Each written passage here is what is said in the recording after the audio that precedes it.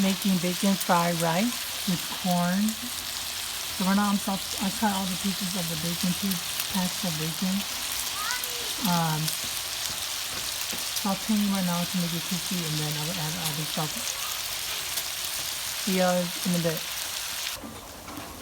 So now the bacon looks almost done. And I'm going to drain all the oil. I don't need none of the oil from the bacon.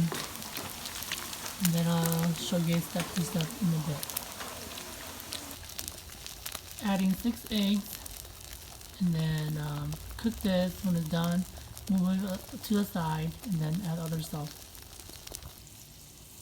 The eggs is done cooking, and then add 1 stick of butter, and after that add 4 cups of rice with butter, with a whole stick of unsalted butter. It's very creamy and fatty with a can of whole corn, no salt added. Here's the bacon right here. Here's a big bowl of rice.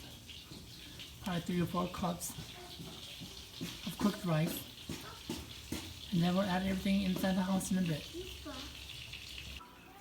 So this is the sauce I use for the fried rice. Mushroom soy sauce, which is dark. Sesame oil, seasoning soy sauce, proves the taste, oyster sauce, fish sauce. And add it all together here, and then we'll add the eggs and the bacon, and cilantro and green onion, and then the corn, and then we'll be done in a bit. So now I added the corn from the can, eggs and bacon, and then stir everything, and then add cilantro and green onion. And then we should be good. This is it. And then we'll show you the final product in a bit. So this is the final product: bacon fried rice with canned corn, cilantro, green onion, eggs. I usually like to eat mine with sriracha.